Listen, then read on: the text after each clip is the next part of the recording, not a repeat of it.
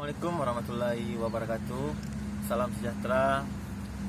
Perkenalkan, nama saya Bawi Firdaus, mahasiswa Universitas Negeri Padang, jurusan Ilmu Administrasi Negara, NIM 1604253. Pada video ini saya akan memaparkan beberapa materi tentang perencanaan dan prosedur pengadaan aparatur sipil negara di Indonesia untuk memenuhi tugas mata kuliah administrasi pegawaian. Pertama, saya akan membahas mengenai prinsip-prinsip penyusunan formasi. Formasi adalah jumlah dan susunan PNS yang diperlukan oleh satuan organisasi negara untuk mampu melaksanakan tugas pokok dalam jangka waktu tertentu. Dasar dalam penyusunan formasi adalah analisis kebutuhan pegawai. Selanjutnya, kebutuhan pegawai baik di perusahaan swasta maupun di lingkungan dinas pemerintahan akan selalu bertambah seiring berjalannya waktu dan berkembangnya institusi tersebut. Untuk merekrut pegawai baru, ada beberapa hal yang harus dicermati mengenai analisis kebutuhan pegawai. Kebutuhan pegawai baik di perusahaan swasta maupun di lingkungan dinas pemerintahan akan selalu bertambah seiring berkembangnya institusi yang menaungi.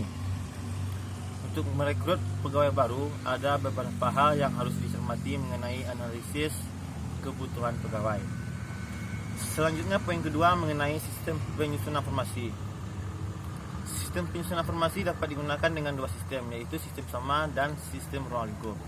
Sistem sama merupakan sistem yang menentukan jumlah dan kualitas pegawai yang sama bagi semua satuan organisasi tanpa membedakan besar kecilnya beban pekerjaan. Sedangkan sistem ruang lingkup merupakan satu sistem yang menentukan jumlah dan kualitas pegawai berdasarkan jenis, sifat dan beban kerja yang dibebankan kepada suatu organisasi. Poin ketiga mengenai faktor-faktor penyusunan formasi.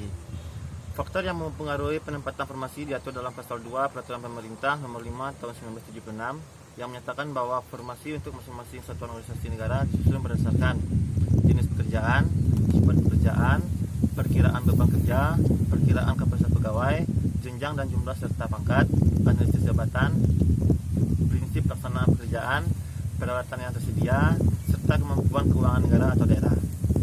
Poin keempat mengenai analisis kebutuhan pegawai. Analisis kebutuhan pegawai adalah suatu proses perhitungan secara logis dan teratur dari segala dasar-dasar atau faktor-faktor yang ditentukan untuk dapat menentukan jumlah dan susunan pangkat pegawai negeri sipil yang diperlukan oleh suatu satuan organisasi negara. Analisis kebutuhan pegawai dapat diperoleh melalui analisis jabatan untuk mengetahui secara konkret jumlah dan kualifikasi pegawai yang dibutuhkan.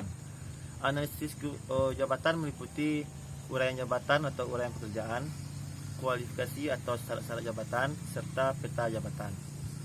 Mengenai pengadaan pegawai.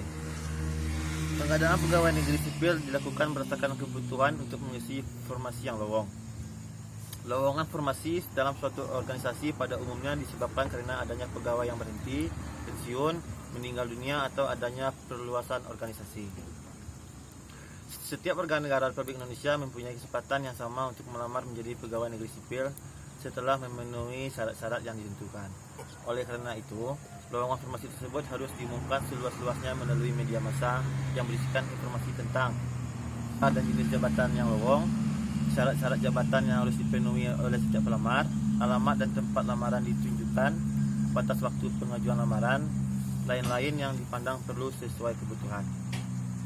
Ketentuan pengadaan pegawai negeri sipil diatur di dalam Peraturan Pemerintah Nomor 98 Tahun 2000, Peraturan Pemerintah Nomor 11 Tahun 2002, dan ketentuan pelaksanaannya ditetapkan dengan Keputusan Kepala Badan Kepegawaian Negara Nomor 10 Tahun 2001. Demikian sedikit pemaparan materi dari saya. Apabila ada terlebih kurang, saya mohon maaf. Saya sudahi dengan wabillahi taufiq wal hidayah. Wassalamualaikum warahmatullahi wabarakatuh.